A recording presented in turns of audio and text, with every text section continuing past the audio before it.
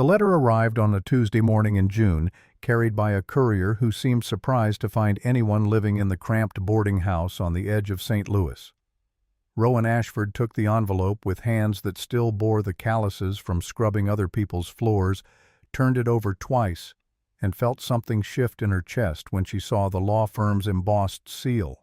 4 years of widowhood had taught her that official correspondence meant debt collectors or worse. She broke the seal with her thumbnails standing in the doorway while Iris played with a cornhusk doll in the corner of their single room. The words swam before her eyes until she forced herself to read them slowly, one line at a time. Her Aunt Constance was dead. The cabin in Silver Ridge Valley, Colorado, belonged to her now. The estate consisted of the structure, the land, and all contents therein. The final paragraph made her breath catch.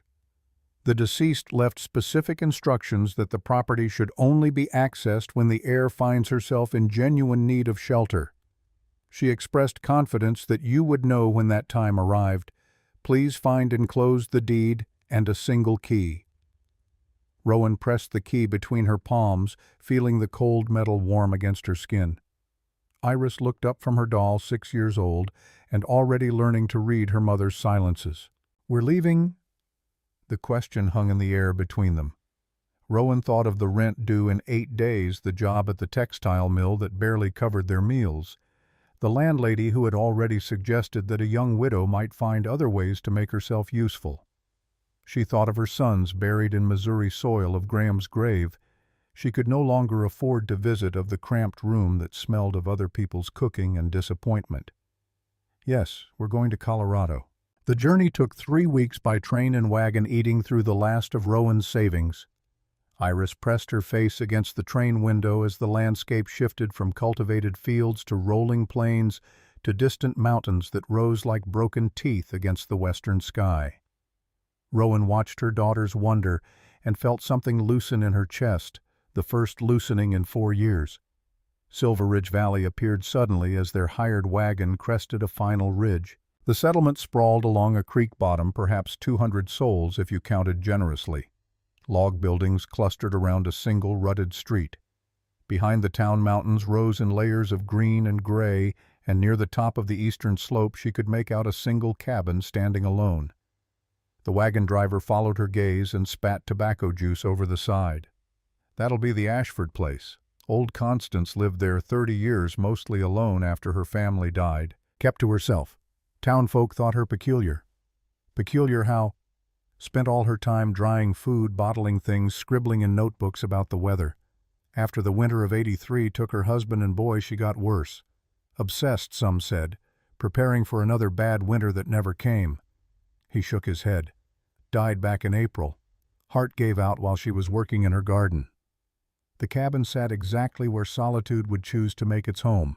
As they climbed the final switchback, Rowan could see why Constance had picked this spot.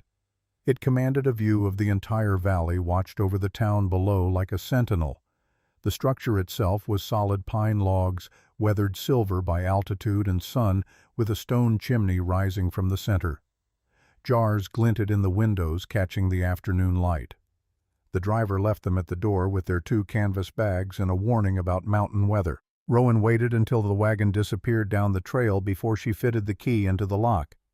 The mechanism turned smoothly as if it had been oiled recently, and the door swung inward on silent hinges. The interior took her breath. Not from beauty, the cabin was simple, functional, austere, but from the sheer evidence of purpose that filled every corner. Shelves lined 3 walls from floor to ceiling, and every shelf held glass jars in neat rows. Through the transparent walls she could see the contents: tomatoes suspended in clear liquid beans in various shades, apples sliced thin as paper berries, dark as garnets. Labels faced outward in careful script, each one noting the date and contents. A long work table dominated the center of the room, its surface worn smooth. Bundles of dried herbs hung from the rafters, filling the air with scents of sage and mint and rosemary. In the corner, a neat stack of split firewood rose nearly to the ceiling. Everything spoke of methodical preparation of someone who had looked ahead and planned accordingly. Iris moved toward the jars with the fascination of a child encountering treasure. Rowan let her explore while she approached the table. A single piece of paper lay centered on its surface, held flat by a smooth river stone. The handwriting was the same that had labeled the jars, precise, unhurried, confident. "Rowan, if you are reading this, then Graham and your sons are gone. I received word from the Missouri lawyers in late 1883. I am deeply sorry I could not reach you in time.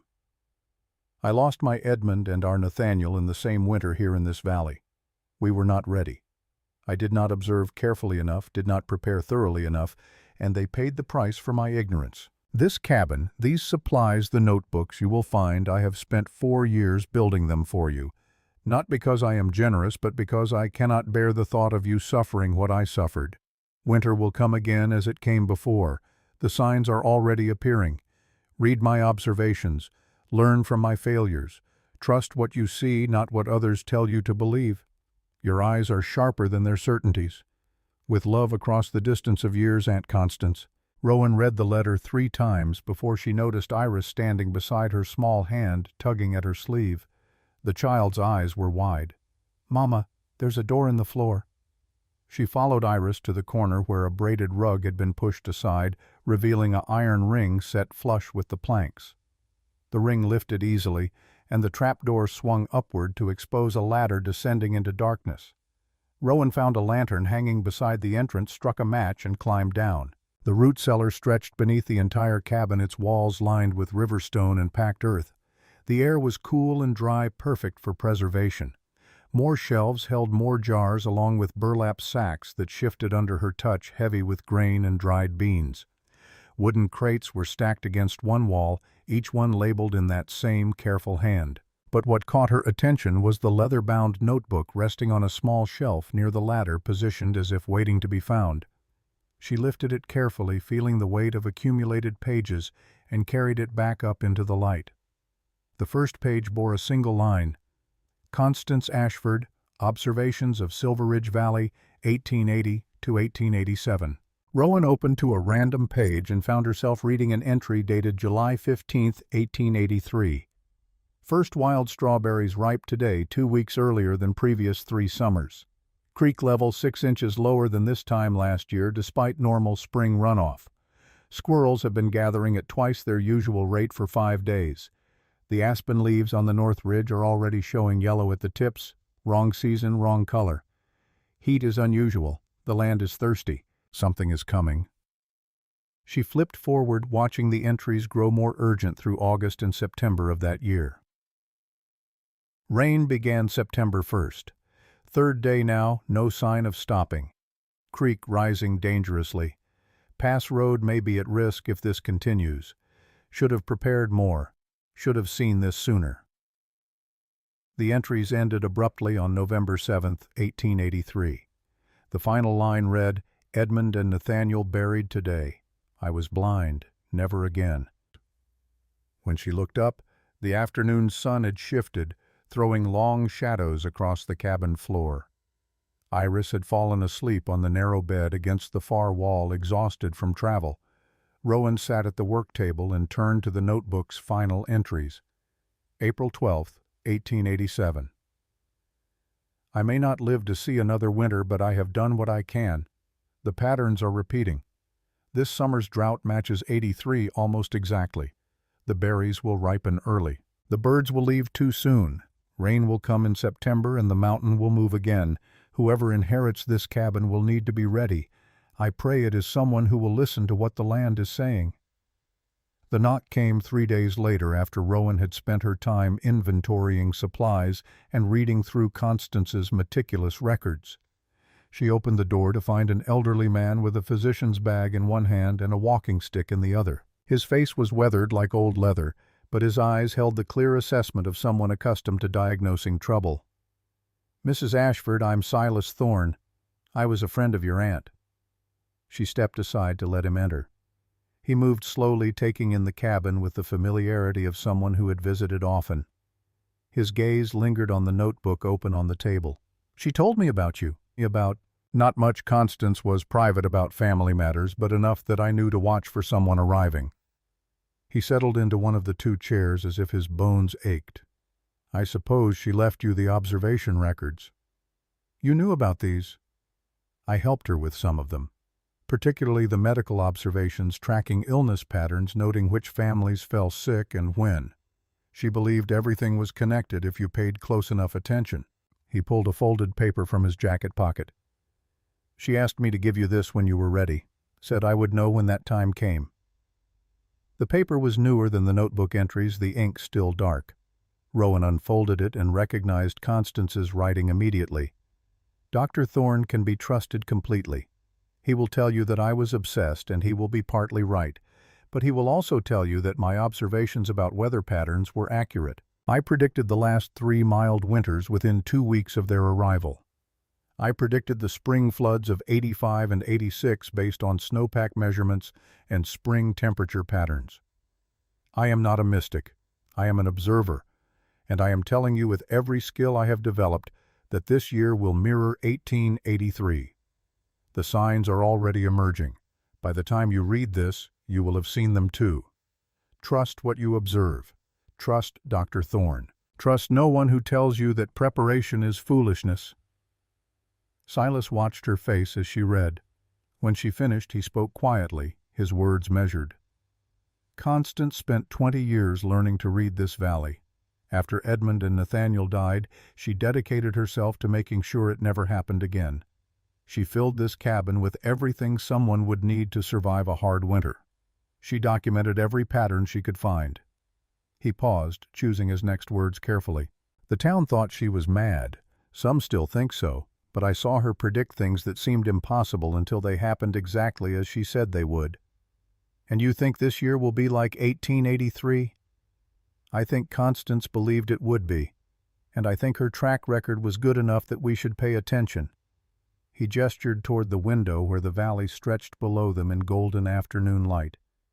"Have you noticed the birds yet?" Rowan shook her head. "Watch the swallows over the next few weeks. In a normal year, they don't begin migrating until mid-August. In '83, they left on July 28th. Your aunt has that date circled in 3 different places in her notes." That night, after Silas had left and Iris slept, Rowan lit the lantern and began reading Constance's observations from the beginning. The early entries were tentative, almost apologetic in their uncertainty. But as the years progressed, the writing grew more confident, more precise. Constance had taught herself to measure creek depth, to track animal behavior, to note the timing of plant growth and seasonal changes. The section on winter 1883 was the most detailed and the most painful to read. Constance had documented her family's decline day by day, noting the temperature, the depth of snow, the dwindling food supplies. The clinical precision of the observations could not hide the anguish beneath them. Day 17 of confinement. Edmund's cough worsening. Nathaniel asking for more food, but we must ration carefully. Should have dried more fish. Should have hunted more in autumn. Did not pay enough attention to the signs. Did not prepare adequately. This is my fault." Rowan closed the notebook and stared at the dark window. In the glass, she could see her own reflection. A woman alone responsible for a child facing an uncertain future in unfamiliar territory. 4 years ago, in a different house in a different state, she had sat similarly alone while Graham coughed his lungs out and her sons grew thinner by the day. She remembered the helplessness, the desperate hope that someone would arrive with food, with medicine, with anything. No one had come. The blizzard had locked them in for 3 weeks, and by the time it ended, she was the only one left to dig graves in the frozen ground. She understood why Constance had filled this cabin to bursting. She understood the obsession with preparation, the need to control what could be controlled when so much remained beyond any human power to change. And she understood something else, something Constance had known but could not quite articulate in her careful observations. The preparing was not just about survival, it was about refusing to be helpless again. The town made its opinion clear within the first week. Rowan had descended to Silver Ridge proper to purchase salt in bulk, and the transaction had drawn stares from the other customers in Crawford's general store. The proprietor, a thin man with suspicious eyes, had raised his eyebrows when she specified the quantity. "That's a lot of salt for one woman." "I'm planning to preserve food for the winter. The words fell into a sudden silence. Two women near the fabric counter exchanged glances. A man examining harness leather actually laughed out loud, a short, sharp bark of derision. "Like your aunt, did I expect?" This came from a broad-shouldered hunter who stood near the door, his presence seeming to fill the small shop. Constance Ashford spent 30 years preparing for another winter like '83. Died without ever seeing it. "You planning to waste your life the same way?" Rowan met his eyes without flinching. The directness seemed to surprise him. "I'm planning to make sure my daughter and I have enough to eat regardless of what winter brings. That seems prudent rather than wasteful." The hunter, she would learn later his name was Horace Brennan, grinned without warmth. "Prudent is buying a month's supplies and replenishing when the supply wagons come through. Obsessive is filling a cabin floor to ceiling and scaring your neighbors with talk of disaster." "I haven't talked to anyone about disaster." "You don't have to. That cabin speaks loud enough on its own." He shifted his weight and she noticed the rifle slung across his back, the skinning knife at his belt. "Fair warning, Mrs. Ashford, this valley doesn't take kindly to prophets of doom. We've had 5 mild winters since '83. The pass road is solid. Supply wagons run monthly. You want to waste your summer drying apples, that's your concern. But don't expect the rest of us to join your aunt's madness." She bought the salt without further comment and carried it back up the mountain trail, feeling the weight of the town's judgment on her shoulders along with the heavy sack. Iris helped her unload it in the cabin, and together they began the work of preservation, according to Constance's detailed instructions. The notebook became Rowan's guide in everything. Constance had documented not just what to preserve, but precisely how the exact salt ratios for different vegetables, the optimal thickness for apple slices to dry evenly, the temperature and timing required for proper smoking of fish. Each entry was supported by notes from previous attempts, adjustments based on results, refinements developed over years of practice. Tomatoes: select firm fruit with no soft spots. Blanch in boiling water for 30 seconds, then plunge into cold water to stop cooking. Peel immediately while still warm. Pack into sterilized jars with ½ teaspoon salt per pint. Process in hot water bath for 45 minutes. Label with date. Will keep minimum 2 years if seal remains intact. Rowan followed the instructions with the precision of someone translating a foreign language, checking and rechecking each step. Iris helped where she could, her small hands sorting beans or washing jars. The child asked questions constantly, and Rowan found herself explaining the science behind preservation in terms she was only just learning herself. "Why does salt keep food from spoiling, Mama?" "Salt draws out moisture. Bacteria need moisture to grow. Without it, they die or go dormant, and the food stays safe longer." Aunt Constance was very smart. Yes, she was. The work consumed their days. Rowan rose before dawn to check the garden Constance had planted, harvesting vegetables at peak ripeness and immediately beginning the preservation process. She learned to recognize the subtle differences that indicated when to pick the exact shade of red that meant a tomato was perfect, the particular firmness of beans ready for blanching and freezing in the cold cellar, the way cabbage heads felt when they had achieved maximum density. The physical labor exhausted her, but it was a clean exhaustion, different from the grinding fatigue of scrubbing floors for wages. Her hands developed new calluses. Her back grew stronger from hauling water and chopping wood. Iris grew brown from the mountain sun and stopped looking like a city child, her movements becoming confident on the steep trails around the cabin.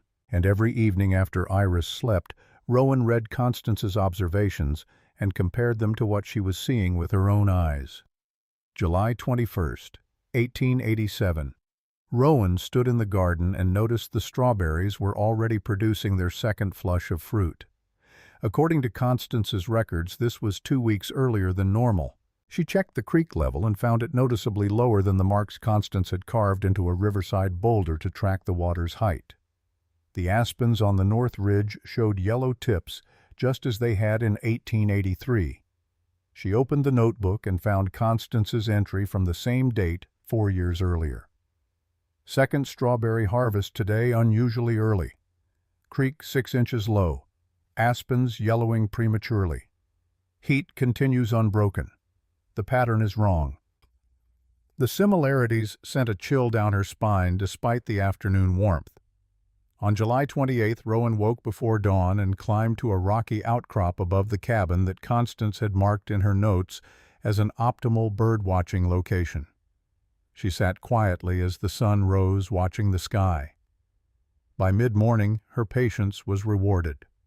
The swallows came in a vast, wheeling flock, thousands of birds moving as one living thing. They circled the valley 3 times, their formation tightening and loosening like a breathing organism, and then they turned south and disappeared over the mountains in a dark river of wings.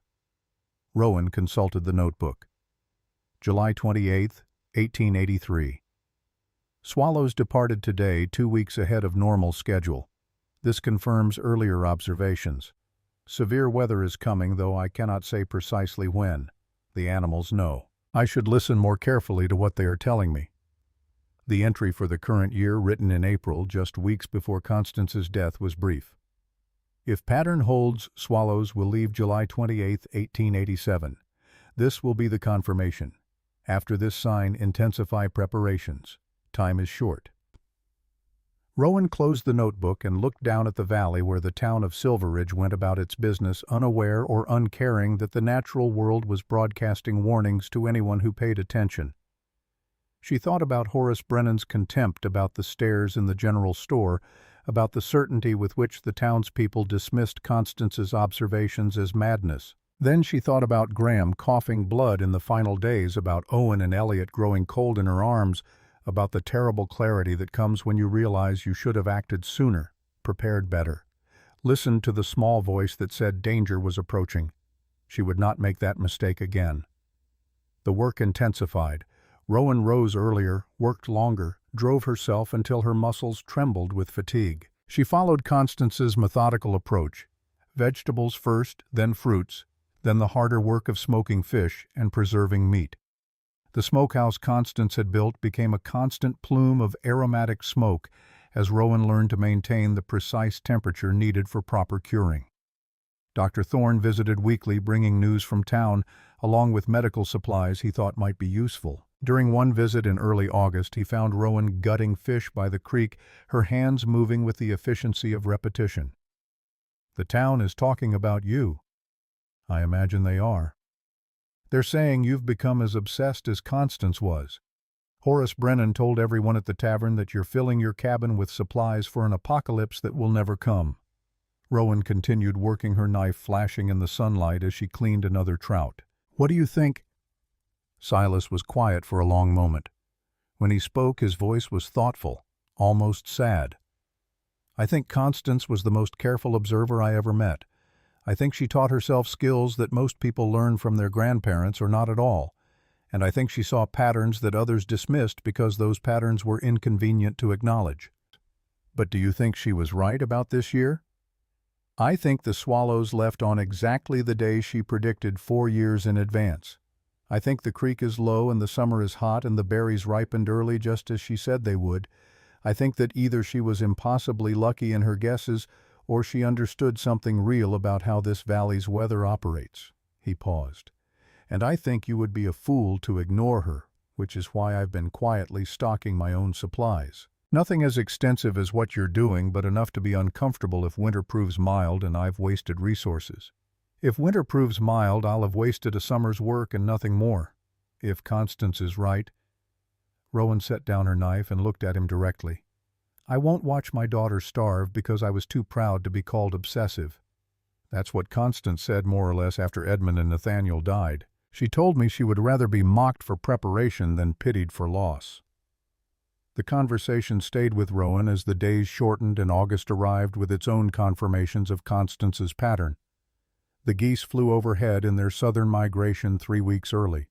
Squirrels worked with frantic energy, their cheeks bulging with gathered nuts, their movements suggesting something close to panic. The garden produced with unnatural abundance, as if the plants themselves sensed time was running short. Rowan documented everything in her own notebook, creating a parallel record to Constance's observations. She found herself writing in the same clinical style, noting temperatures and animal behaviors and plant responses with the precision of a scientist conducting an experiment. But unlike a scientist, she could not afford to be wrong. By mid-August, the cabin was transforming. Every shelf held jars, every hook held drying herbs, every corner was organized for maximum efficiency. The root cellar was 3/4 full. The smokehouse held enough preserved fish and venison to feed 2 people through an entire winter.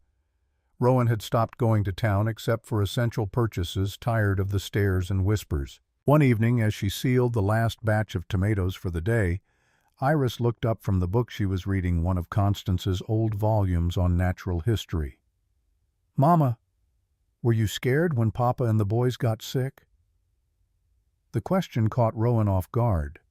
She set down the jar carefully before answering. "Yes, very scared." "Are you scared now?" Rowan considered lying, offering the reassurance a child deserved, but Iris deserved honesty more. "A little, but this time I know what to do. That makes a difference."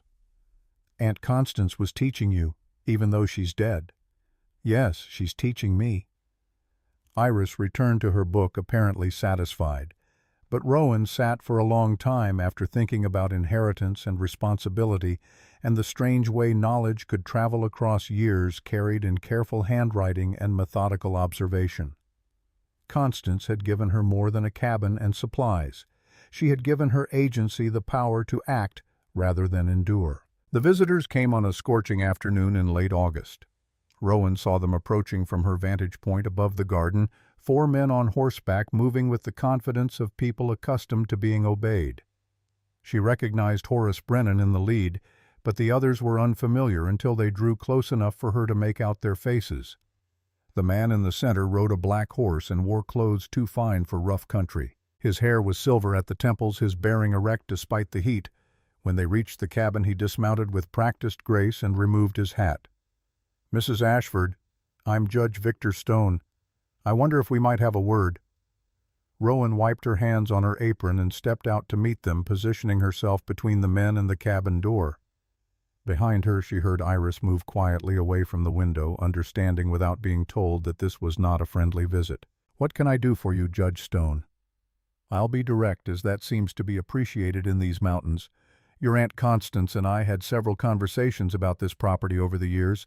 I made her what I considered to be fair offers to purchase the land.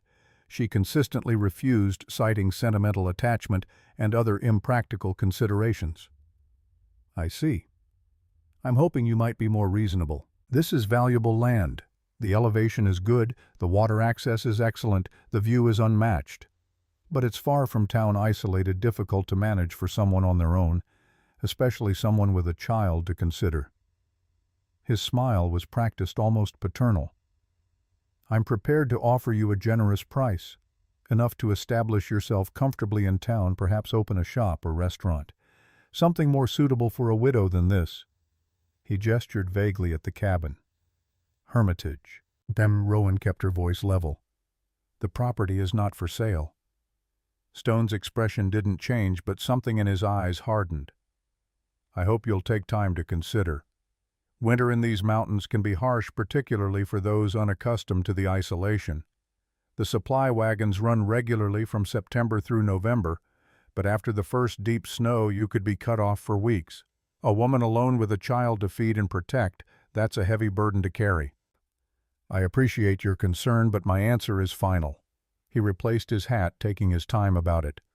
"I understand your aunt filled your head with her apocalyptic predictions. She did the same with half the valley after 1883, warning everyone that disaster would strike again. 5 mild winters later, people stopped listening. I hope you won't make the same mistake of letting fear guide your decisions. My decisions are based on observation, not fear." Observation. Stone's laugh was sharp. Yes, Constance was fond of that word too. Observed the birds, observed the weather, observed herself into a lonely grave, still waiting for catastrophe. He gathered his reins. "The offer stands, Mrs. Ashford. When you realize the impracticality of your situation, you know where to find me." They rode away without further conversation, leaving Rowan standing in the yard with her heart hammering. She waited until they disappeared from view before allowing herself to shake. Iris emerged from the cabin, her small face worried. "Are they going to make us leave?" "No. This is our home now. No one can make us leave." But that night, Rowan read through Constance's final entries again, looking for any mention of Stone. She found it in a note dated March 1887, written just a month before Constance's death. "Stone came again today with another offer. He wants this land for reasons he won't state clearly. I suspect he knows about the spring, the thermal source that never freezes even in the worst cold. If he controls the water, he controls the valley during winter. I have refused him for the last time. He left angry. I am glad my heir will inherit not just this cabin but the choice of what to do with what it protects. May she choose wisely." Rowan walked to the window and looked down at Silveridge in the gathering dusk. Lights were beginning to appear in windows, families settling in for the evening. Did they know a man like Stone was maneuvering for control of their resources? Did they care? She returned to the work table and opened her own observation notebook. The entries marched down the page in her own handwriting, now confirmation after confirmation of Constance's pattern. The final entry was from that morning: squirrels storing at triple normal rate. First yellow leaves appearing on valley floor 6 weeks early. Creek at lowest level yet measured. All signs point to severe weather ahead. Tomorrow was September 1st. According to Constance's records, the rain would begin. 3 weeks of unrelenting precipitation that would saturate the ground, destabilize the slopes, and eventually trigger the landslide that would cut Silveridge off from the outside world. Rowan closed both notebooks and extinguished the lantern. In the darkness, she could hear Iris breathing softly from the bed they shared. The child trusted her to keep them safe. The town might mock her. Judge Stone might covet her land, but none of that mattered if she failed in the most basic duty, ensuring they survived.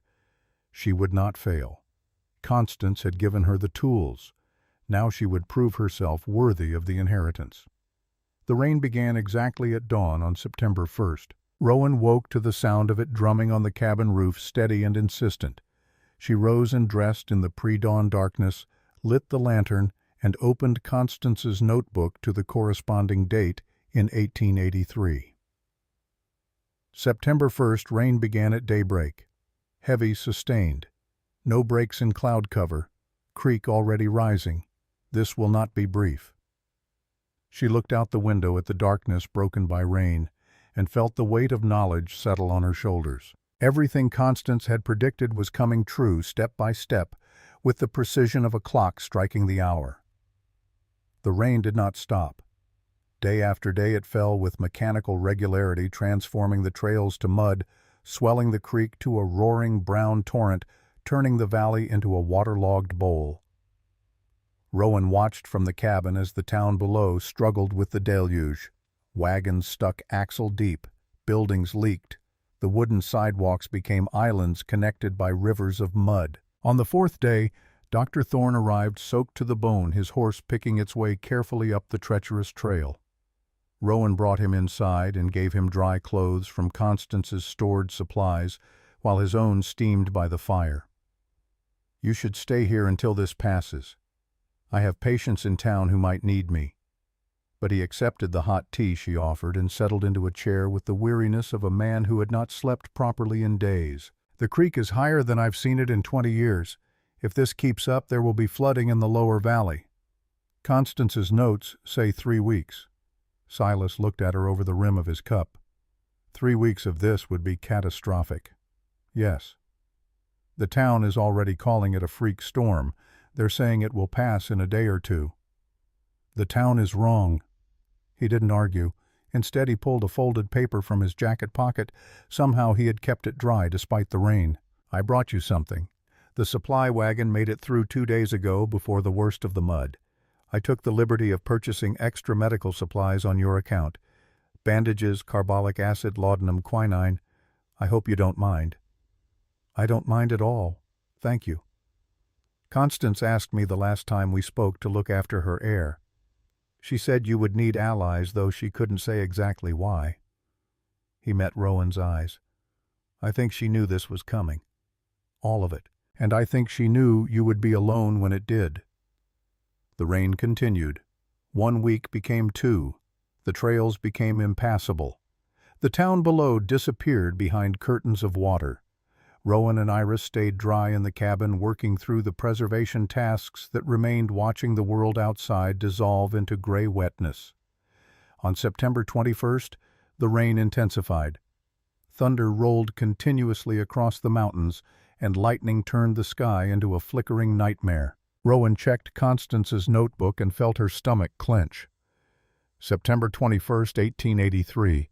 Storm worsening. Ground fully saturated. Major concern about slope stability above Pass Road. Should warn town, but they will not listen. Can only prepare.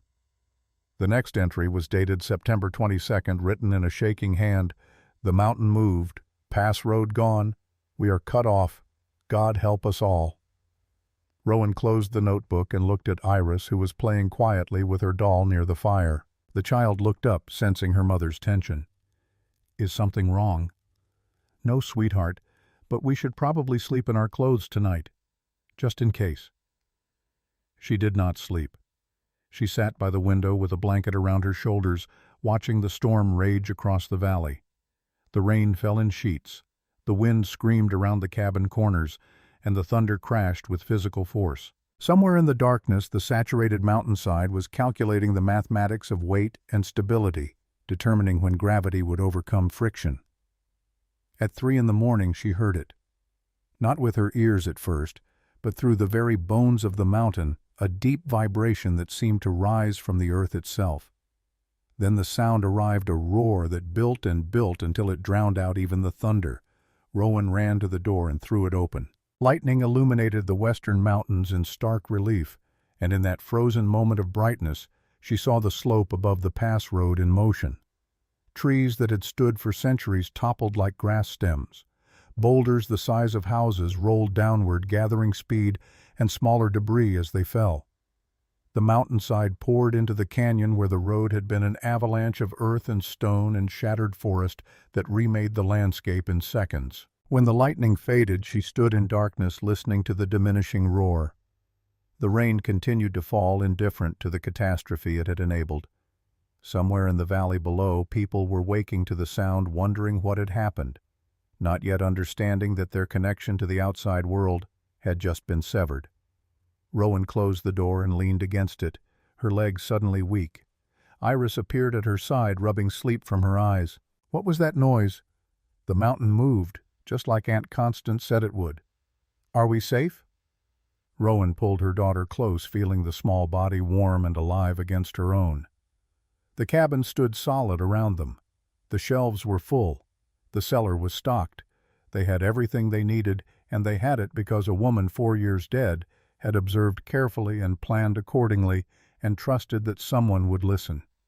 Yes, sweetheart, we're safe. We're ready. Outside, the rain began to slow. By dawn, it would stop, leaving behind a transformed valley and a town that had just learned the difference between prediction and prophecy.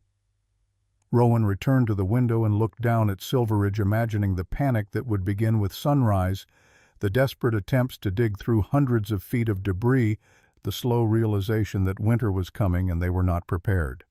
But she was.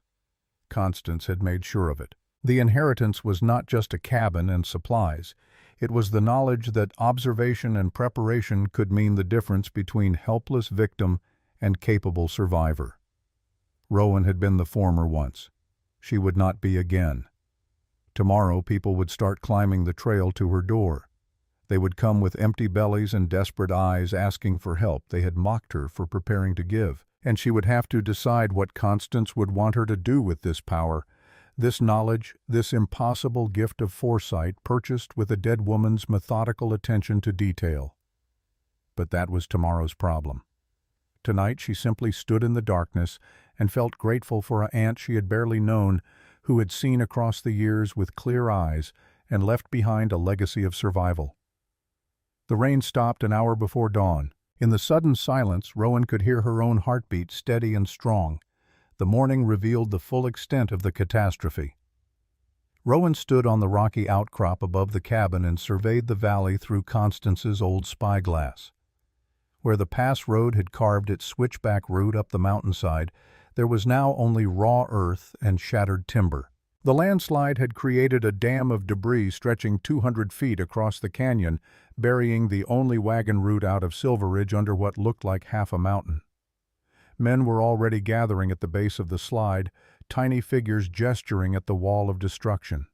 She could imagine their conversation, initial optimism about clearing the road, calculations about how long it would take, assurances that the supply wagons would get through eventually. They would spend days learning what Constance had known in minutes. 4 years earlier, some things once broken cannot be quickly repaired. Silas Crawford's general store would be the epicenter of panic. Rowan lowered the spyglass and tried to calculate how much food the town actually held.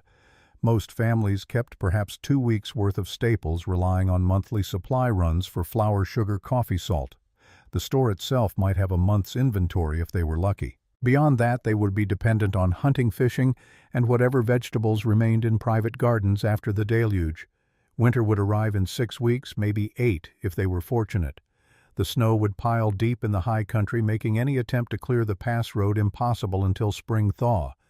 That meant 5 months minimum before outside help could reach them, possibly 6 if the winter proved as severe as Constance predicted. Rowan returned to the cabin and found Iris helping to reorganize the root cellar, moving the oldest supplies to the front for immediate use. The child worked with careful concentration, her small hands gentle with the glass jars. She had absorbed her mother's methodical approach without complaint, understanding in the way children sometimes do that the work mattered more than play. The knock came 4 days after the landslide. Not desperate pounding, but a measured rapping that spoke of someone maintaining control despite circumstances. Rowan opened the door to find a delegation of 5 men standing in her yard, hats in hands. She recognized Horace Brennan at the front, his earlier contempt replaced by something harder to read. "Mrs. Ashford, we need to talk about the situation." She stepped onto the porch but did not invite them inside. The morning was cold frost glittering on the grass, and their breath plumed in the air between them. "I assume you mean the pass road. We've been trying to dig through. It's impossible. Every time we move one boulder, 3 more shift down from above. The whole slope is unstable." Horace's jaw worked as if the words pained him. "We're looking at spring before anyone can get in or out." "That matches what my aunt's observations predicted." One of the other men, a farmer named Peterson, spoke up, his voice sharp with frustration. "Your aunt predicted this, and you didn't think to warn anyone. I'm a stranger here. Would you have listened if I'd claimed the mountain was going to move because swallows flew south 2 weeks early?" The silence answered her question. Horace cleared his throat and continued choosing his words with visible care. "The store has maybe 6 weeks of supplies at current consumption, less if people panic and start hoarding. We're organizing a rationing system, but it's going to be tight, real tight." He paused, and Rowan saw what it cost him to say the next words. "We noticed you've been preserving food, stockpiling supplies. We were wondering if you might be willing to share given the circumstances." "Share what exactly?" "Whatever you can spare. Food, medicine, anything that might help see us through." Rowan studied their faces. Proud men forced to beg their earlier mockery, forgotten in the face of genuine crisis. She thought about Constance's final letter, about the responsibility that came with knowledge and preparation. Then she thought about Owen and Elliot dying in her arms, about the neighbors who had passed their door without stopping, who had saved themselves and let others fall. "I'll need to think about it." Horace's expression hardened. "People are going to start going hungry in a few weeks. Children are going to suffer. You really need time to think about whether to help." "I need time to think about how to help without ensuring we all starve together. My daughter's survival is my first responsibility. Everything else comes after." She went back inside and closed the door on their protests. Through the window she watched them argue among themselves before finally leaving. Their footprints in the frost-killed grass remained long after they disappeared down the trail. That night Rowan sat with Constance's notebooks and her own supplies inventory, running calculations by lamplight. She had preserved enough for 2 people to survive comfortably through a hard winter, perhaps 3 if they rationed carefully. But the town held close to 200 souls. Even if she gave them everything it would buy, maybe a week of adequate meals before they were back where they started.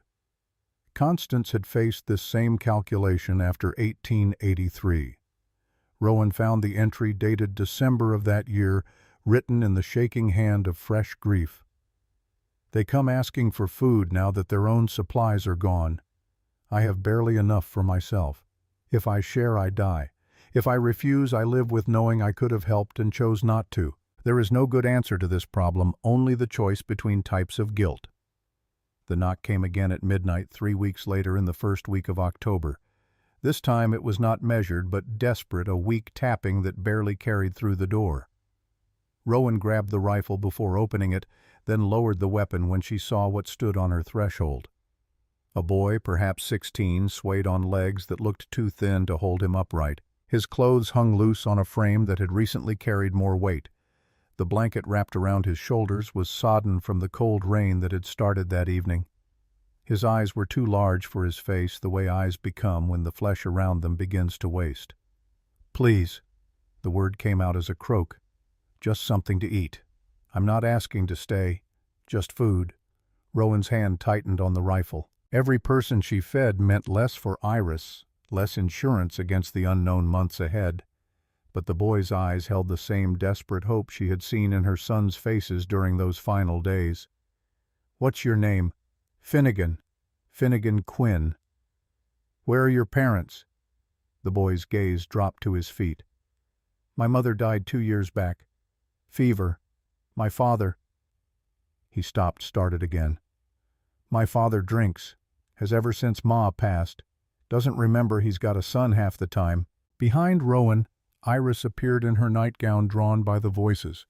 The child looked at the boy with the straightforward compassion of someone too young to understand the mathematics of survival. "He looks hungry, Mama."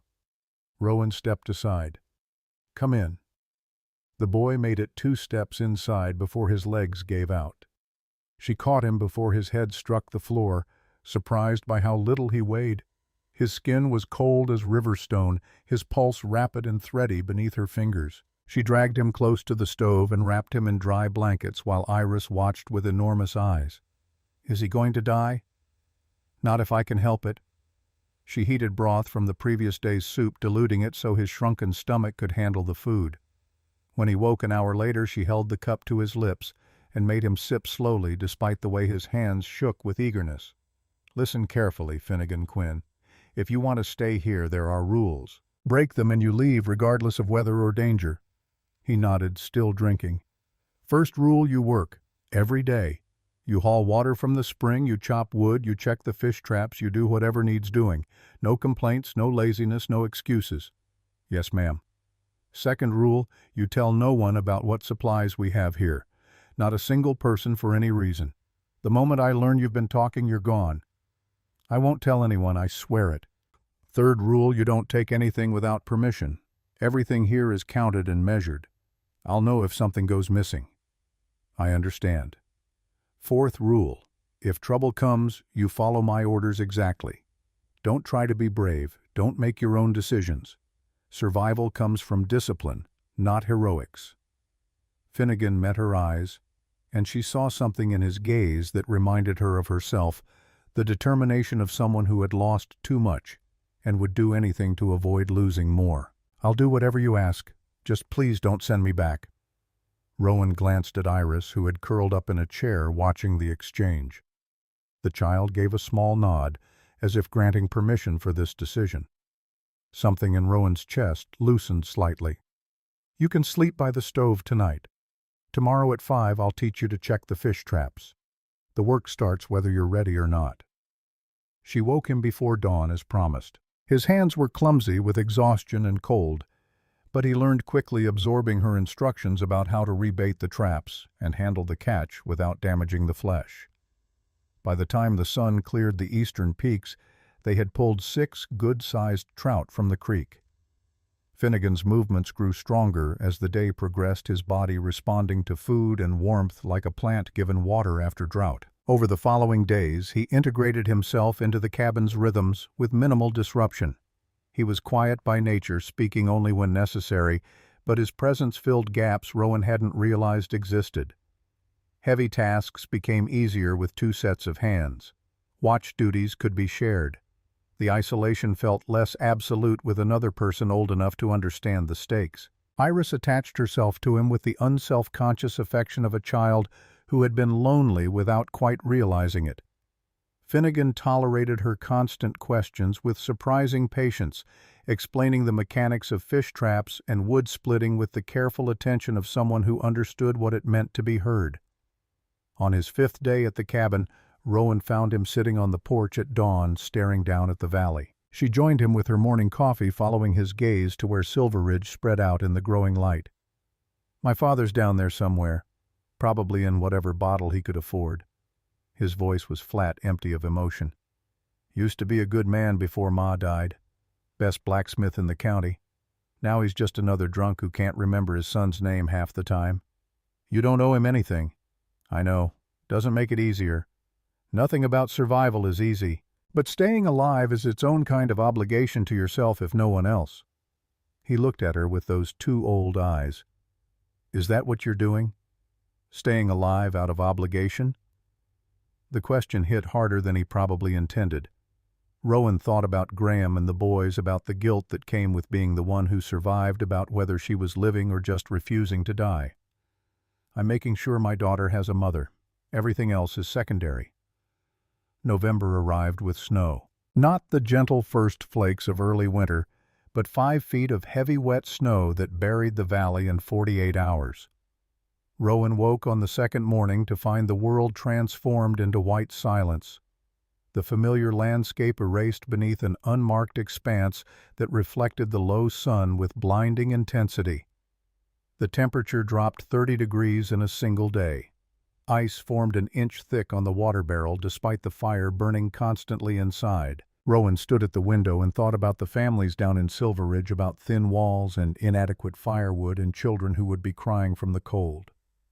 The first family appeared that afternoon, 3 adults and 4 children struggling up the trail through snow that came to the adults' knees.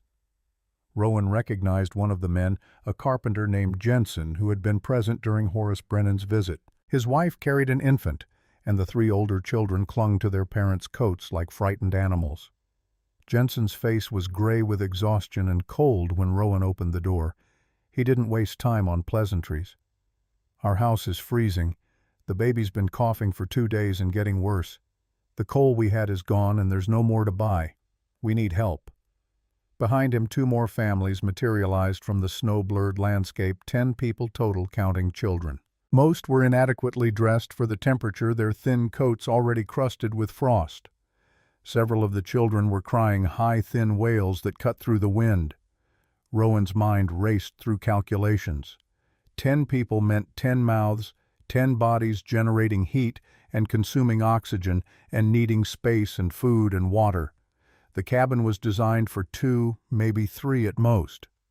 Even if she wanted to help, the mathematics made it nearly impossible. Horace Brennan appeared at the rear of the group, snowflakes catching in his beard. His expression was grim.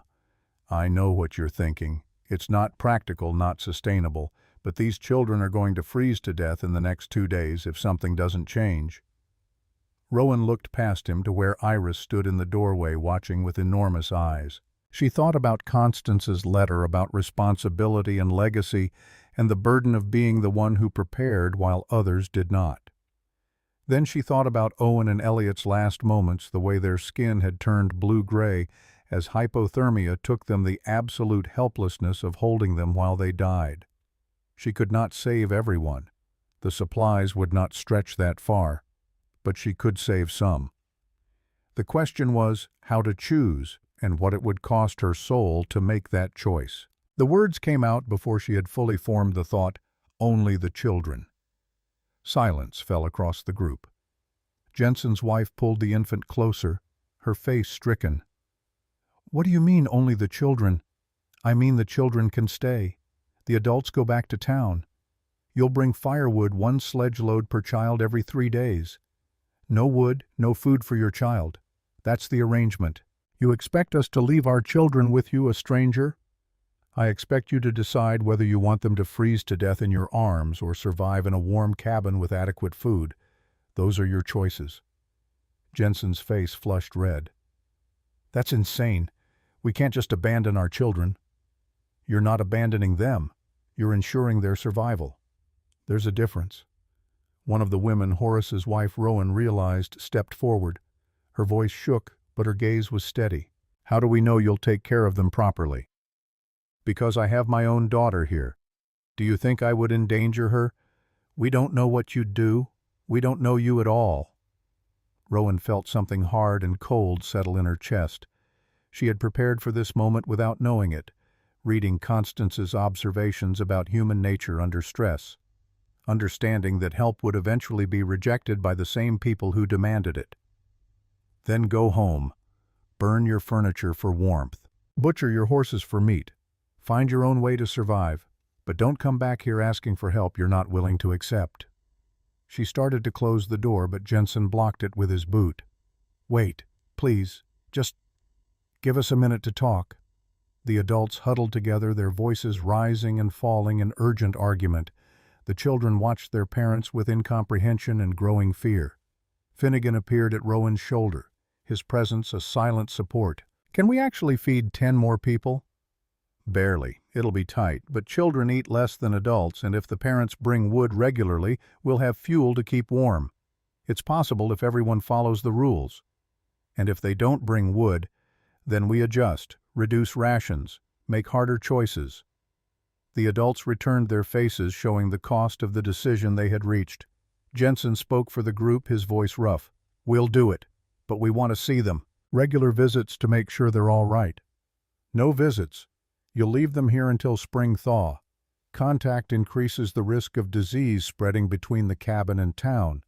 Plus, every visit means more snow tracked in more heat-lost opening doors, more disruption to the routines that keep everyone healthy." "That's 6 months. You expect us not to see our children for 6 months. I expect you to make the sacrifice necessary to keep them alive. If that's too high a price, then take them home now." The woman with the infant began to cry silent tears that froze on her cheeks before they could fall. One by one, the parents handed their children over, whispering urgent instructions and promises and apologies. The older children cried. The youngest simply looked confused, not understanding why their mothers were leaving them with strangers. When the last adult had disappeared down the trail, Rowan closed the door and surveyed her new charges. 14 people now occupied a space designed for 2. The cabin felt suddenly claustrophobic, the walls pressing inward, the air already growing stale from too many lungs breathing in the limited space. She clapped her hands once sharply, drawing every eye. "Listen carefully. This cabin runs on rules and schedules. You'll have tasks assigned based on age and ability. You'll eat when I say, sleep when I say, work when I say. Anyone who refuses to follow instructions goes back to town immediately, regardless of weather. Is that clear?" Silence. Then one of the older boys, perhaps 10, raised his hand tentatively. "Yes. Why are you helping us if you don't have to?" Rowan looked at him, seeing her own sons in his pinched face and scared eyes. "Because someone should have helped me when I needed it, and no one did. Because watching children die is a wound that never heals. Because Constance left me the means to prevent the suffering she couldn't prevent for herself. Because it's the right thing to do. Now let's get you assigned to sleeping spaces before we freeze with the door open." The next weeks established a rhythm born of necessity. The older children learned to haul water from the spring-breaking ice each morning to reach the floe beneath. The younger ones sorted dried beans, folded blankets, swept floors. Finnegan became Rowan's second-in-command, enforcing rules with quiet authority, solving small disputes before they escalated. Iris blossomed in the company of other children. She attached herself particularly to a quiet girl named Iris Brennan, Horace's daughter, sharing the same name through coincidence. The 2 girls moved through the cabin like shadows of each other, finding comfort in their unexpected twinning. Rowan maintained a strict accounting system, recording every ounce of food consumed, every stick of wood burned. The notebook filled with entries that would have made Constance proud. Meticulous observations about consumption rates, temperature fluctuations, the children's health and behavior.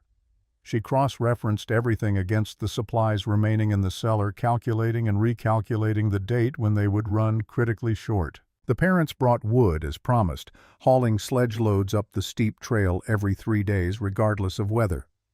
They left the wood stacked by the door and departed without seeing their children, following Rowan's mandate despite the obvious pain it caused. Only Dr. Thorne was allowed inside, making weekly visits to check on the children's health and bringing medical supplies from his dwindling stock. On one such visit in late November, he found Rowan organizing the sleeping arrangements to maximize warmth efficiency. Older children on the outer edges of the huddle, youngest in the protected center. "You've turned this into a military operation." "Survival is a military operation.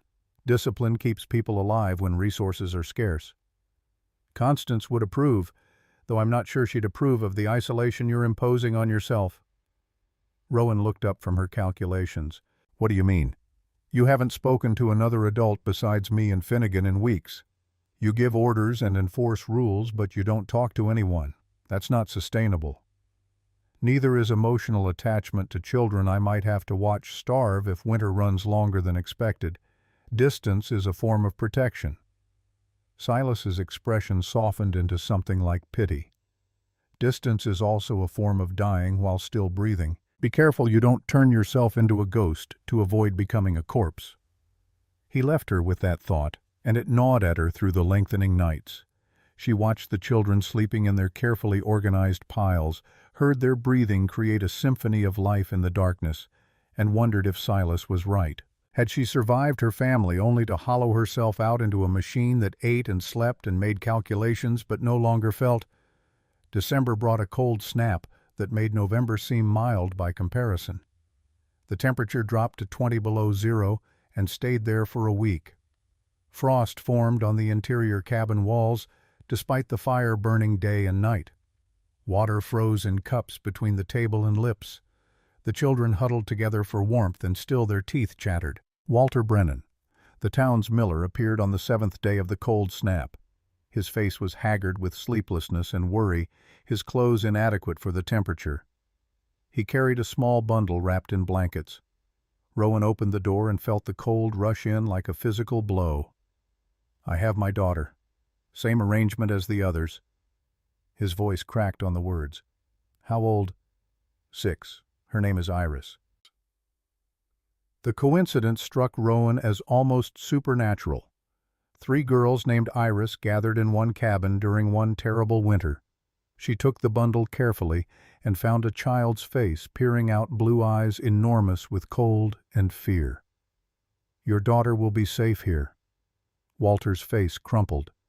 He turned away without speaking and stumbled back into the white wilderness. Rowan closed the door and unwrapped the child, checking for frostbite. The girl bore it all with silent stoicism that reminded Rowan achingly of her own daughter. "What's your name, sweetheart?" "Iris Brennan, ma'am." "Well, Iris Brennan, you're going to be sharing this cabin with 2 other girls named Iris. We'll have to come up with nicknames to keep everyone straight." The tiniest smile flickered across the child's face before vanishing. "Papa said you'd keep me safe." "I will. That's a promise." Then January arrived with ice fog so thick it was impossible to see 10 feet in any direction. The world disappeared into white nothingness. Sound, dampened visibility, reduced to ghostly shapes that materialized and vanished without warning.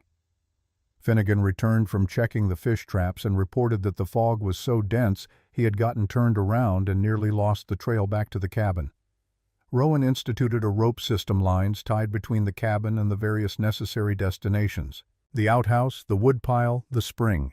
Movement became a matter of following guide ropes through blinding whiteness, trusting in the preparations that made navigation possible. On the 3rd day of fog, Finnegan took 2 of the older children, a boy named Colton Hayes and a girl named Margaret, to check the traps. Rowan watched them disappear into the white and felt a prickle of unease that she couldn't quite justify. She went about her work trying to ignore the feeling, but it persisted. The girl returned alone an hour later, running her face streaked with tears. "Mrs. Ashford Finnegan said to run. There was shooting, and—" Rowan grabbed her rifle and was out the door before the girl finished speaking. She followed the rope line toward the creek, her heart hammering the fog, swallowing all sound except her own breathing. When she reached the creek bank, she found Finnegan kneeling in the snow, cradling Colton's body. Blood stained the white around them, shockingly red against the purity.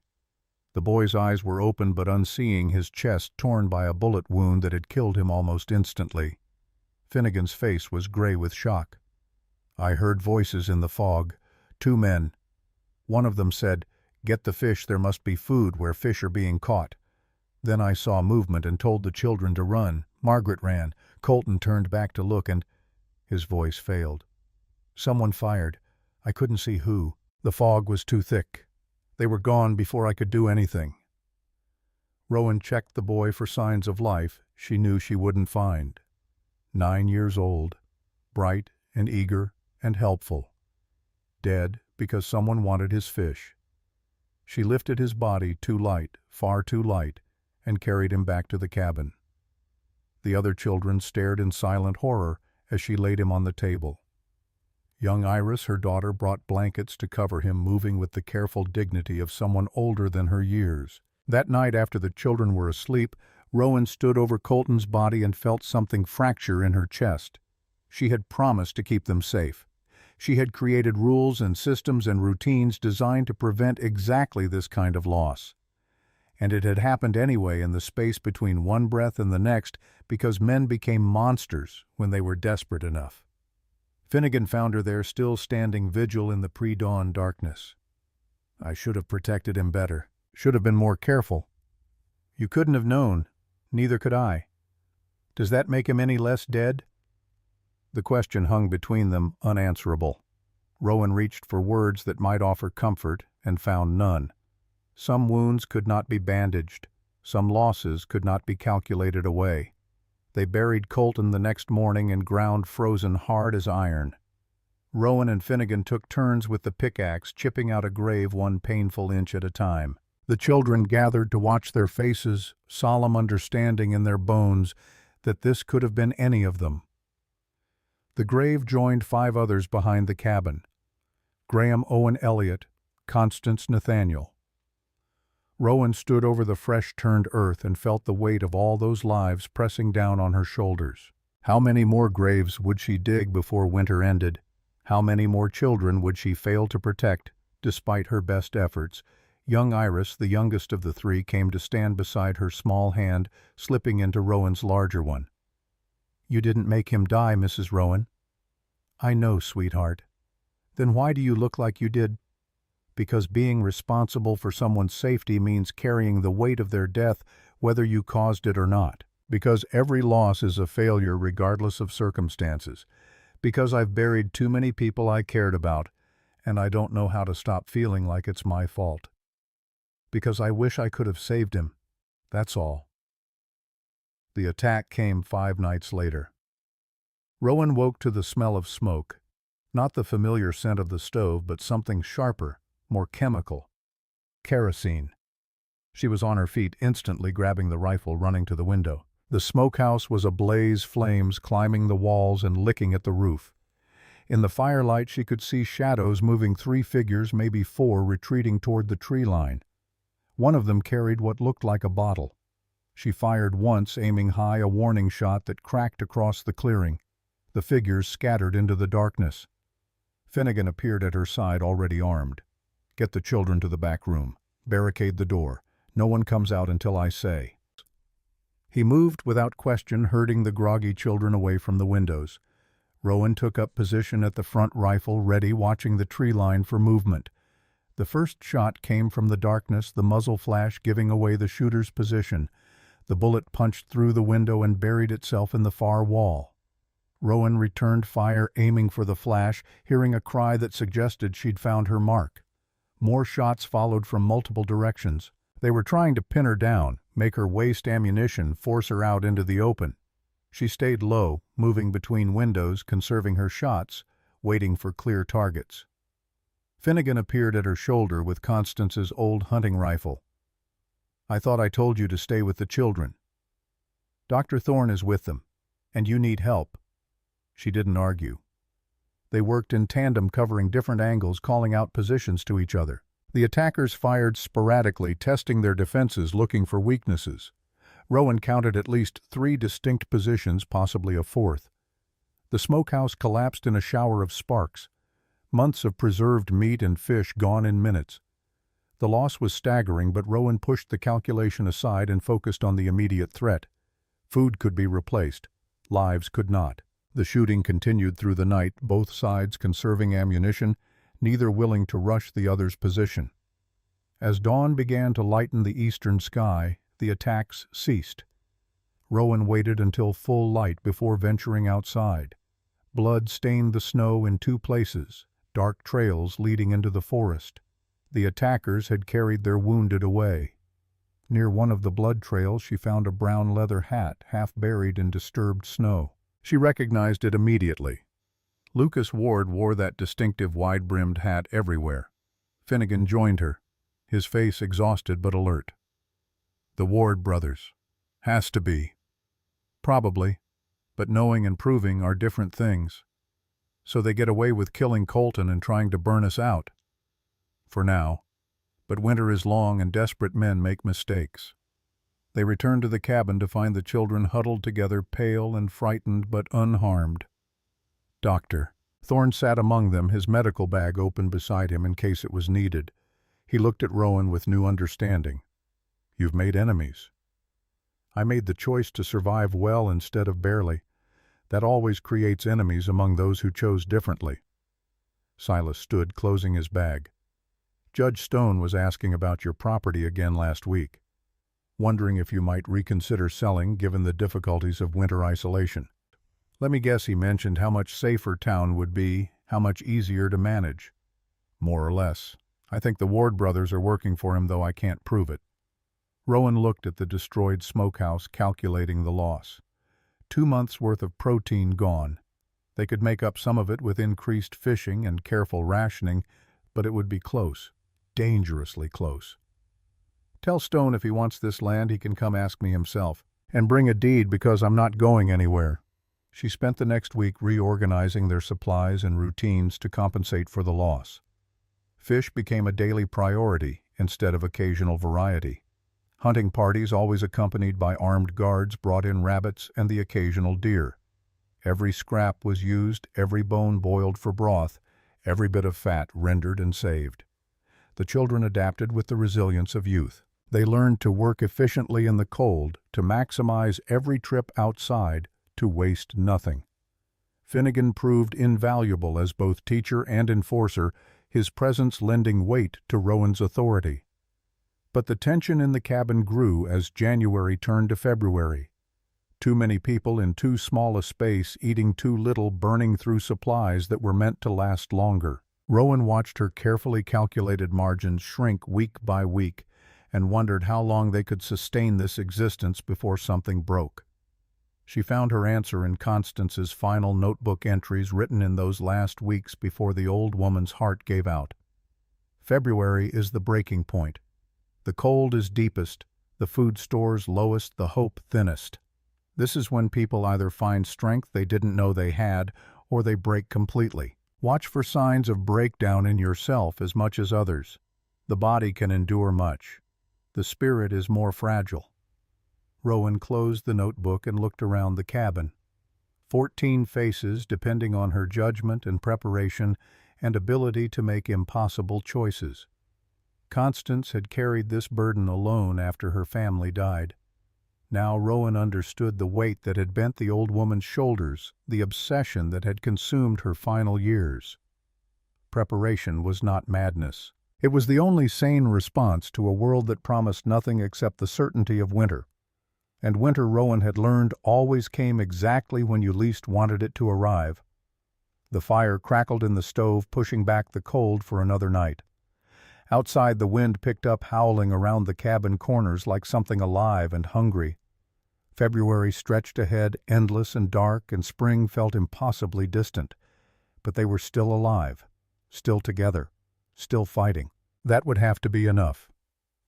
The town meeting was called for the first day of March, when the worst of the cold had finally broken and travel became marginally less suicidal.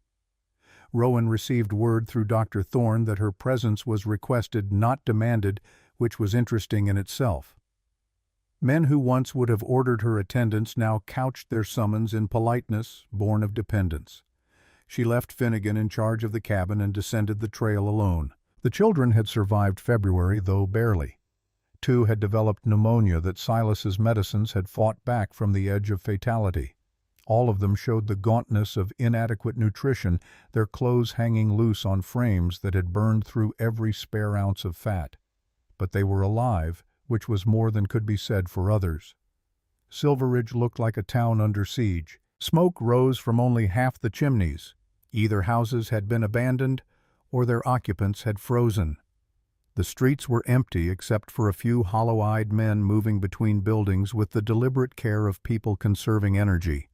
No children played in the snow, no women stood gossiping on porches.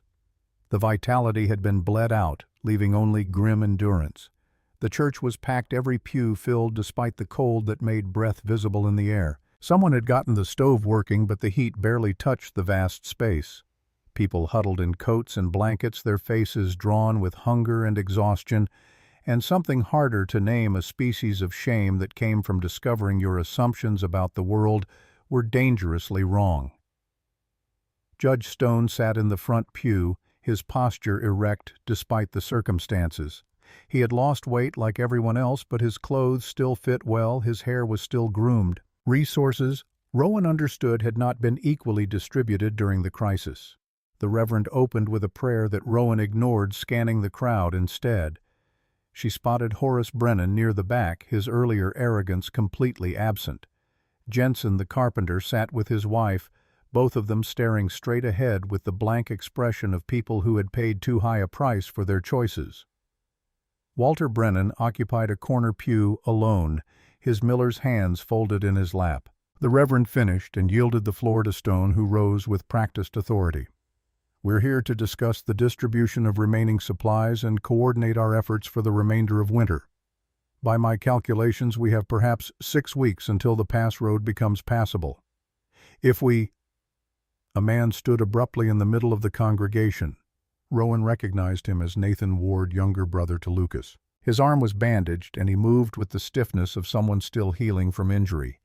When he spoke, his voice cut across Stone's words with unexpected force. "Before we talk about distribution, we need to talk about how we got here."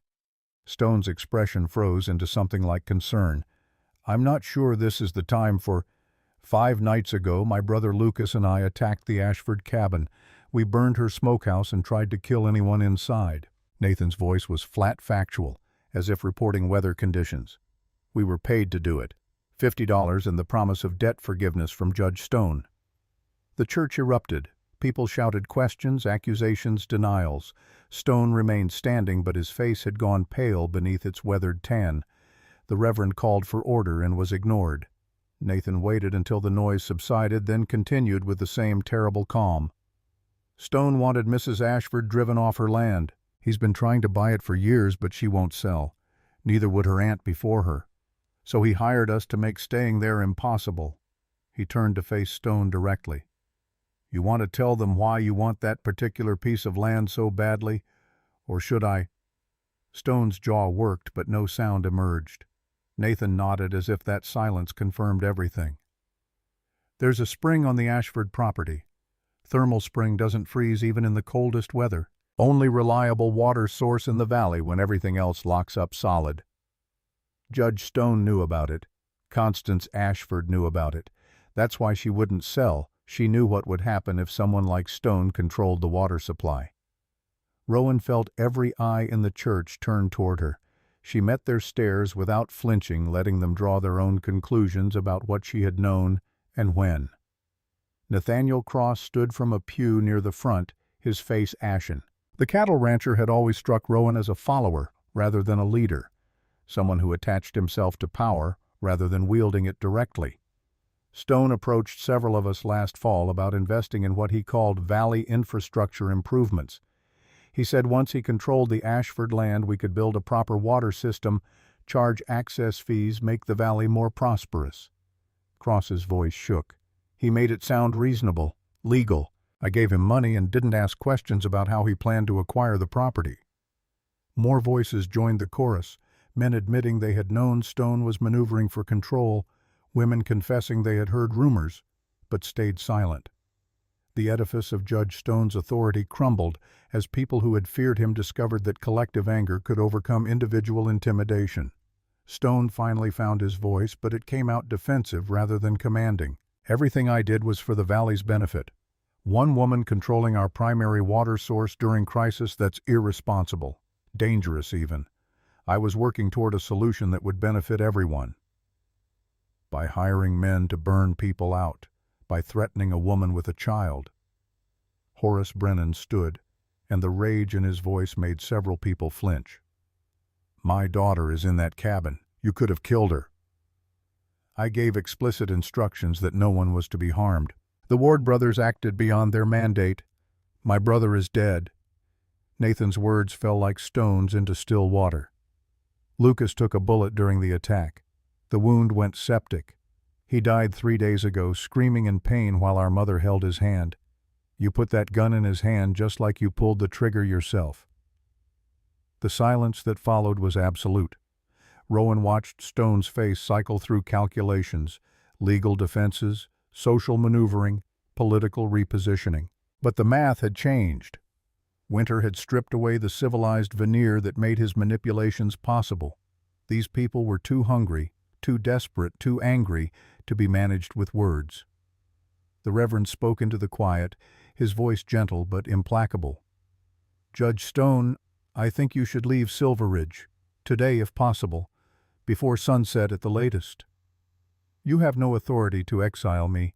I'm a territorial judge appointed by... You're a man who hired killers and got a child murdered.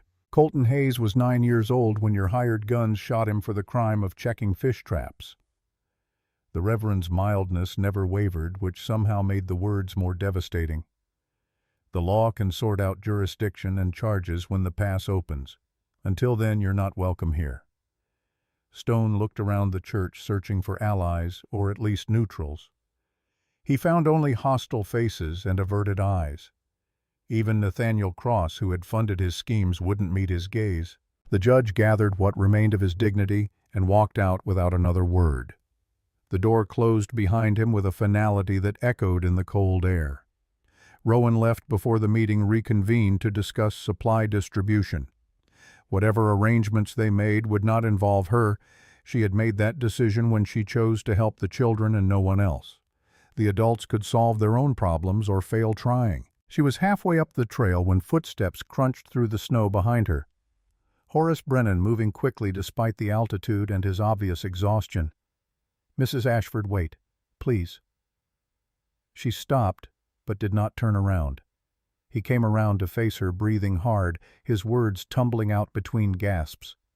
I need to say this. We were wrong about you, about your aunt, about everything. He paused, struggling for composure. Constance tried to warn us after 1883. She showed people her observations, explained the patterns she'd seen.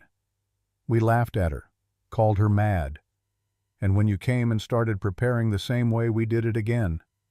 Yes, you did.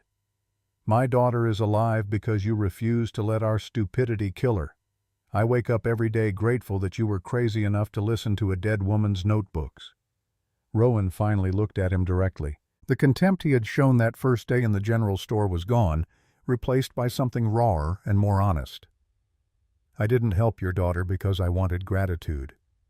I did it because I know what it's like to bury children, and I wouldn't wish that on anyone. I know, but I'm grateful anyway. He shifted his weight, clearly uncomfortable with vulnerability. That spring Nathan mentioned, is it real? Yes. And you knew about it? I found references in Constance's final notes. She documented it carefully, including precise instructions for locating and accessing it. Will you share it the water, I mean? When spring comes and people need, the spring has always been shared. Constance used it quietly for 30 years and never restricted access. The difference is she controlled how it was used and who knew about it. That prevented men like Stone from trying to monopolize it. Horace absorbed this, his expression shifting as implications became clear. So by keeping you isolated up here, we were actually protecting the one resource that could save us all. Irony is rarely kind. He surprised her by laughing a short, bitter bark of sound that held no humor. No, I suppose it isn't. Will you show me the spring, I mean? I'd like to see what Constance died protecting. Rowan considered refusing, but the man's daughter was sleeping safely in her cabin, and winter had taught hard lessons about the cost of isolation. Allies were worth cultivating, even reluctant ones. Follow me. She led him past the cabin where curious children's faces appeared briefly in windows before Finnegan shooed them away. The trail continued beyond the clearing, climbing through pine forest until it reached a limestone outcrop where the trees thinned and bare rock broke through the snow. The entrance was subtle, a crack in the cliff face that would be invisible if you didn't know where to look. Constance had marked it with a small cairn of stones easily dismissed as natural formation. Rowan moved the cairn aside and revealed a gap just wide enough for a person to squeeze through. Inside, the temperature jumped 20 degrees. The cave opened into a chamber perhaps 30 feet across its ceiling, lost in darkness. Steam rose from a pool in the center where water bubbled up from some deep thermal source. The air smelled of minerals and heat, and the walls glistened with moisture that never quite froze. Horace stood at the entrance, staring at the impossible warmth. Dear God, this has been here the whole time. Since before humans walked these mountains. Constance found it when she was newly married, exploring the high country. She kept it secret because she understood what it represented. Power. Control. During winter, when every creek freezes and every well ices over, whoever controls this spring controls survival. She made sure that person would never be someone like Stone. By leaving the land to you. By leaving me the knowledge. The deed says I own the land, but knowledge is what makes that ownership meaningful. Horace knelt by the pool and cupped water in his hands. He drank deeply, then splashed it on his face, and for a moment looked decades younger. What are you going to do with it? Rowan had been asking herself that question since finding Constance's notes. The answer had come slowly, assembled from observation and hard experience. Build a pump station. Run pipes down to the valley. Make it accessible to anyone who needs it with rules about usage and maintenance. Take the power Stone wanted and distribute it instead. That's a lot of work for one woman. Which is why I'll need help. People who understand what this represents and why it matters. You're talking about forming some kind of governing body. I'm talking about preventing what just happened from happening again. Stone saw a resource and tried to monopolize it. The next person might be smarter about their approach. Better to establish principles now while everyone remembers what happens when preparation meets greed. Horace straightened his expression, shifting into something like respect. You've been planning this. Constance planned it. I'm just following her design.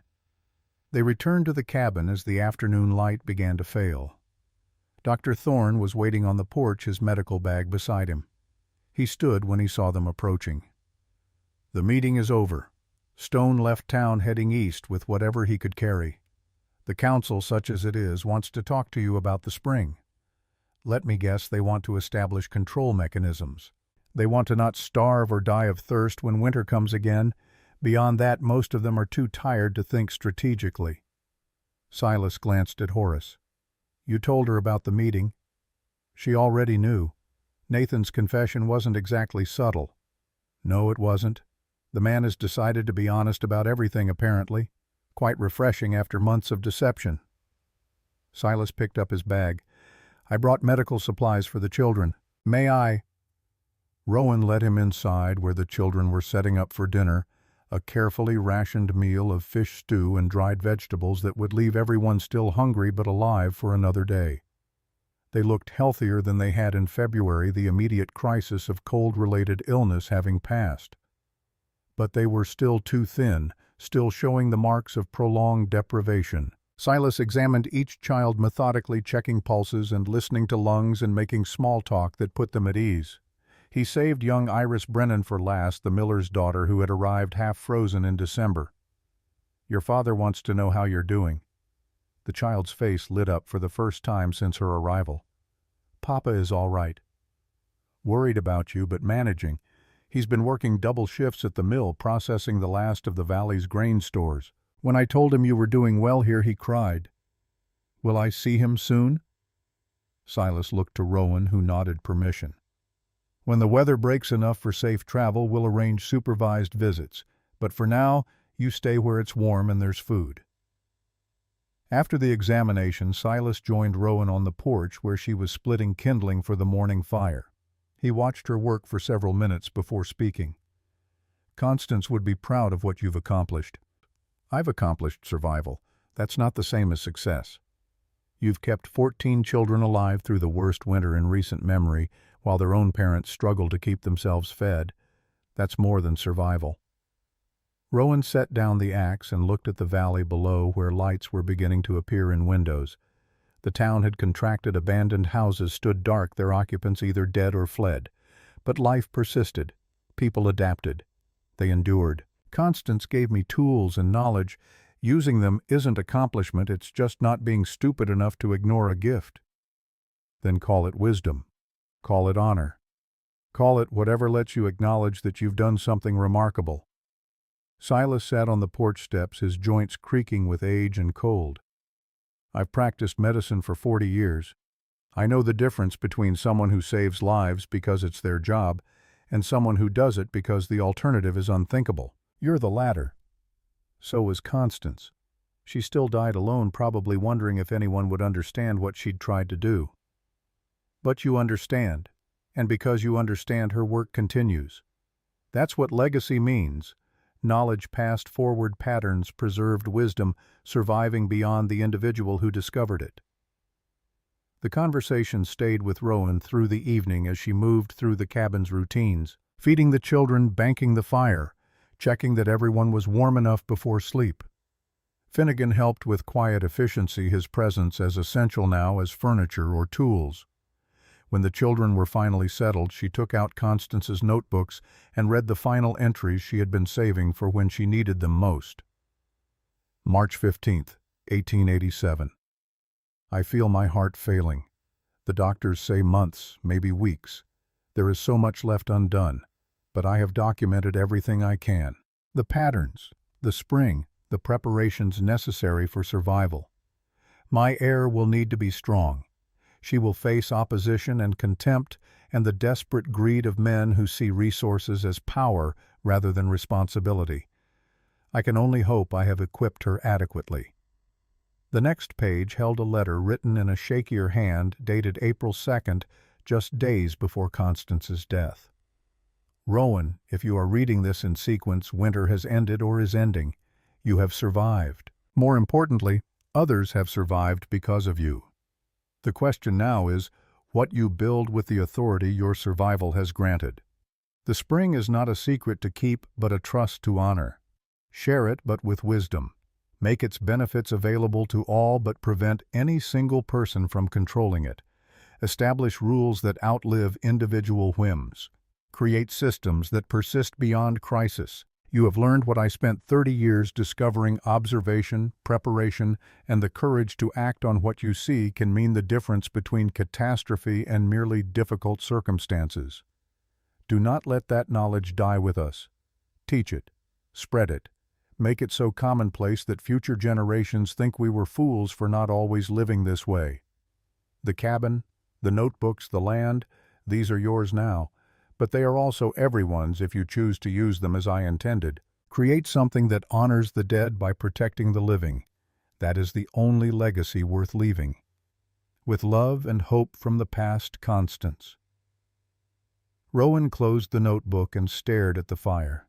Outside, the wind had picked up, but its howl no longer carried the murderous cold of deep winter.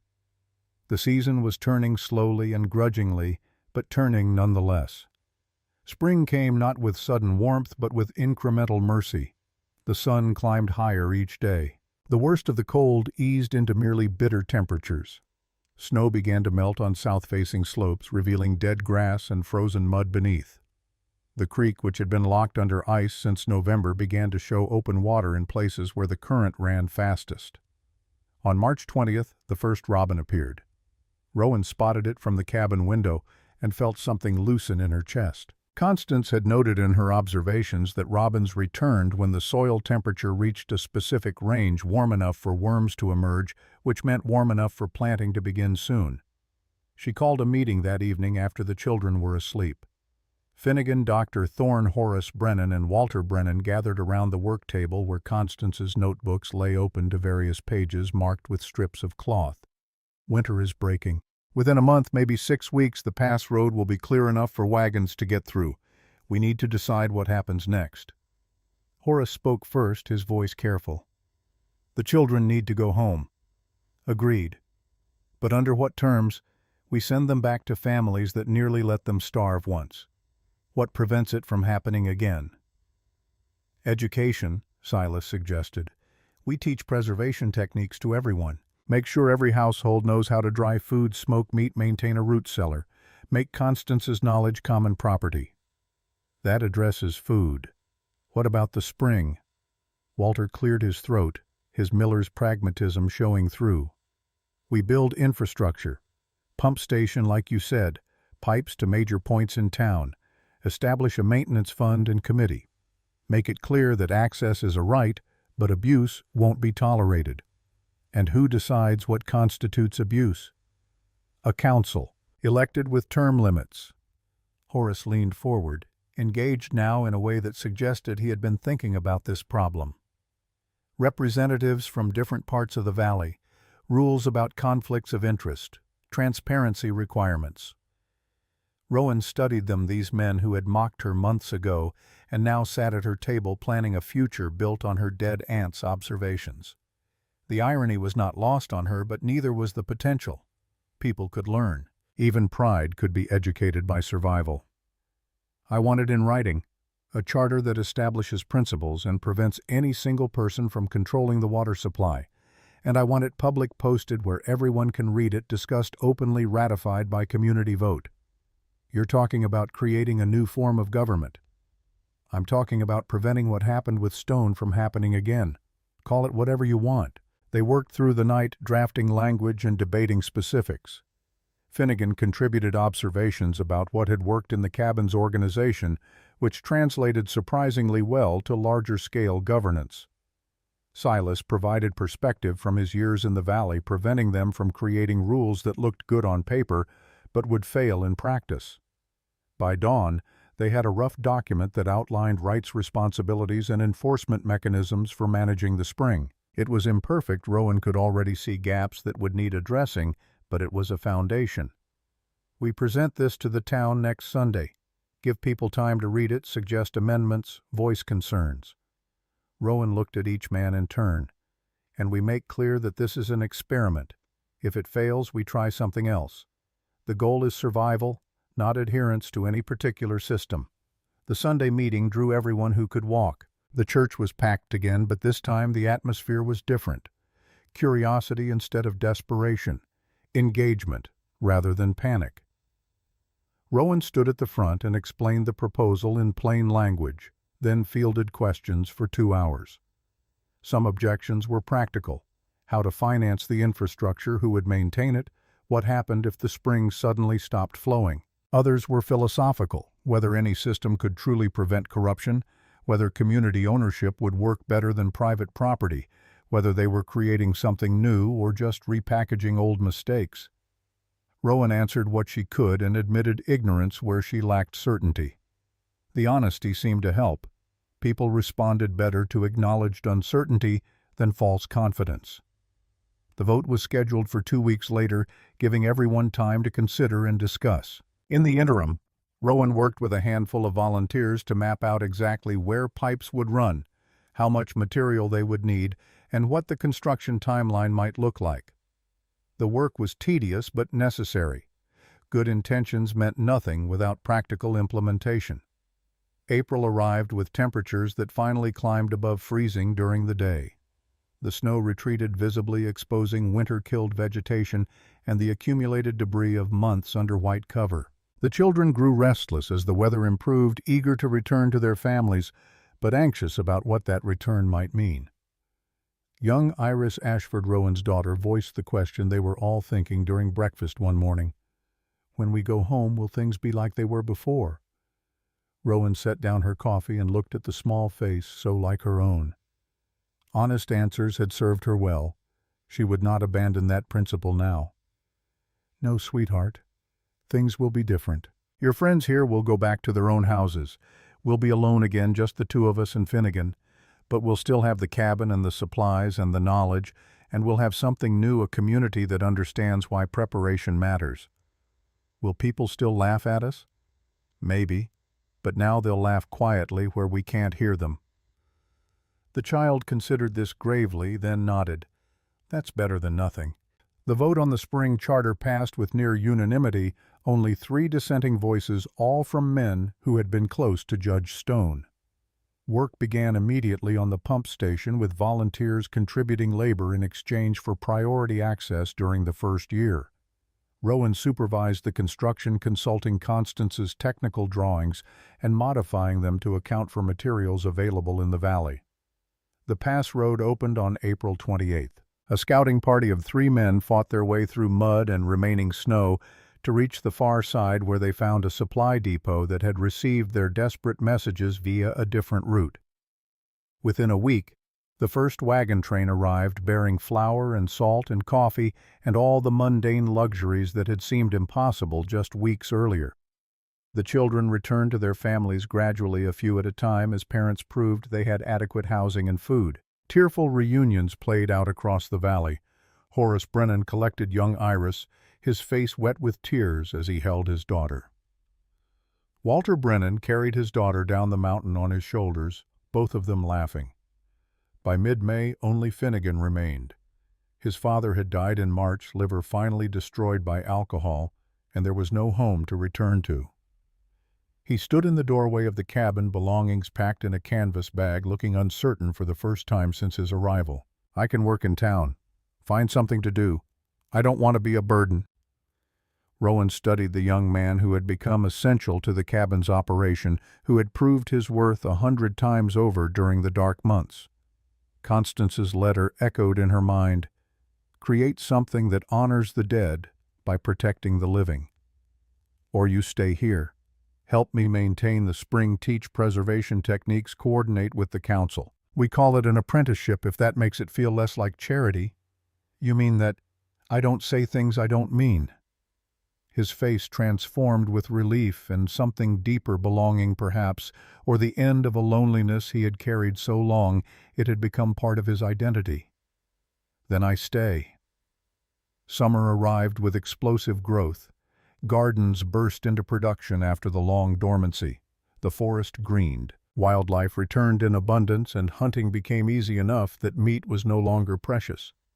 Rowan worked with Dr. Thorne to establish regular classes on preservation techniques, teaching 20 people at a time how to dry smoke pickle and otherwise prepare for the future.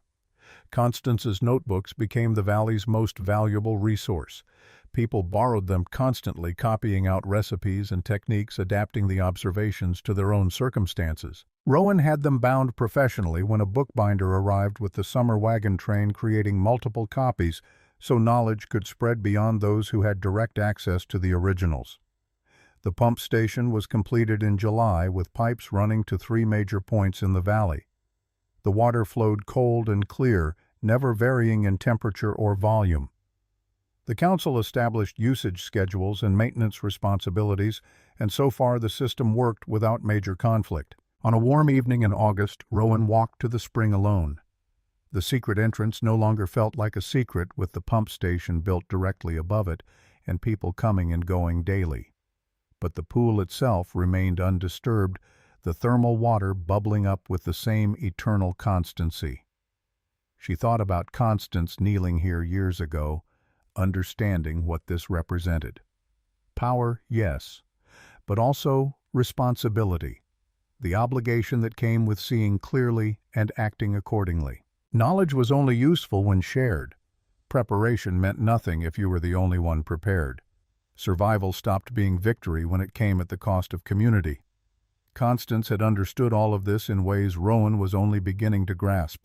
The cabin and supplies had been tools, but the real inheritance was perspective, the ability to see patterns others missed, and the courage to act on that vision despite opposition. Rowan knelt by the pool and touched the water. Warm, constant, reliable, everything that winter was not. The valley would face hard seasons again. No amount of preparation could prevent that. but next time they would face it together, equipped with knowledge and systems and the shared memory of what happened when they failed to prepare. That was worth more than any amount of preserved food or stored supplies. It was the difference between survival and something approaching wisdom. She returned to the cabin as stars began to appear overhead. Finnegan had dinner ready, fresh trout and garden vegetables abundant and casual, in a way that would have seemed miraculous 6 months ago. Iris was reading by lamplight, her face peaceful and content. This was what Constance had fought for. Not just to save herself, but to create the possibility of this moment's safety, sufficiency, knowledge passed forward into capable hands. The notebooks sat on the shelf, their pages worn from use. Tomorrow, Rowan would add her own observations to them. Records of this winter, lessons learned, mistakes to avoid. Someone in the future would need them, and she would make sure they were ready and waiting. Because winter always came. But those who observed were ready, and those who prepared together survived together. That was the only legacy worth leaving.